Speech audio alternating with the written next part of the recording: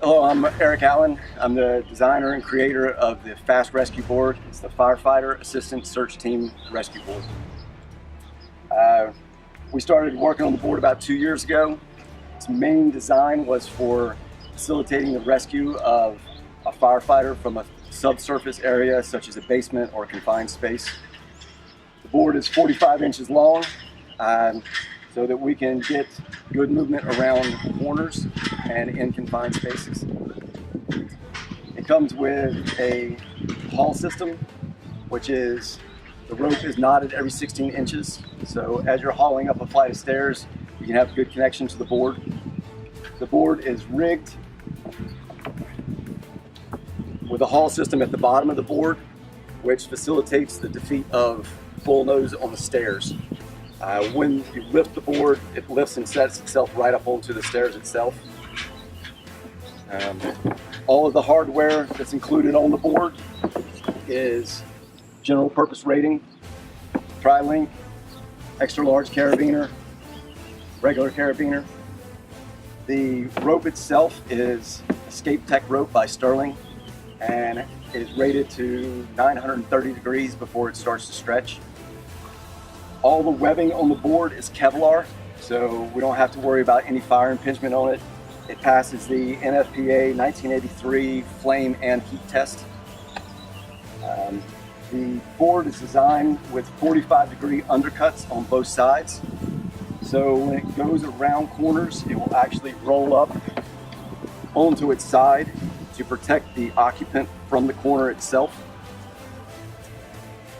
The handles on the board are extra wide so that you can get 2 full gloved hands into each one of them. So if I have 2 rescuers, we're not fighting for space. The handles are also raised off the ground. At the bottom is 4 inches, at the top it's 4.5. This allows us to be able to not to have to look and struggle for a purchase point to grab a handle like on a normal backboard. It's even with the floor if there's lots of debris on the floor. Okay. So as we move up, we want to position this even with the face. The bag gets even with the face. It strips off. I lift him, I get myself underneath the board and get the board underneath him as much as possible. And I get a purchase point and I use the board as a fulcrum to put him onto the board. Okay? I've kept his hands and his arms to the inside of the board to maintain a breathing space, also to capture them so that we don't have more snag hazards. Reach in, pull it out, come over the top of the bottle, reach through. One connection made, move back up. One pull, he's completely affixed to the board and ready to move.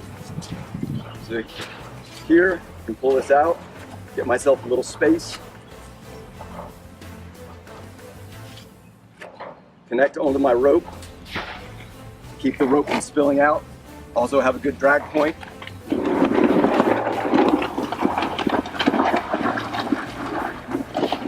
Start moving. So if we came in and we're coming into a basement, this bag would already be stripped off and left back at the steps with the officer, so that we have a direct connection to our exit point. Plus it gets the bag out of the way and it gets our haul system already deployed. Just simulate that. Again, I want to line them up so they're down the board more than up the board. I don't want their head up here on this bar. I want to keep their face and their helmet lined up with this pad. I'm going to capture the arms, I'm going to roll him, I'm going to position myself underneath the board so that I can compress it right to him. Get a hold, grab the board itself, press the board down, and the board will shovel him on. Pull straight out, come up over the bottle,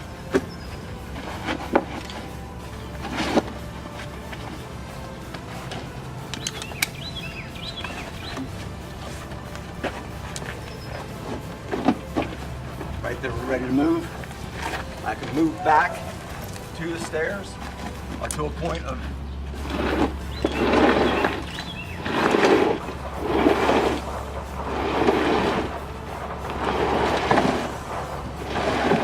the reset on the board would be very quick. Literally that.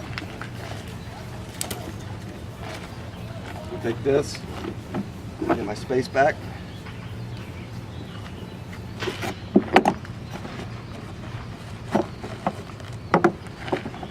Right there, I can move back in and start going for another patient.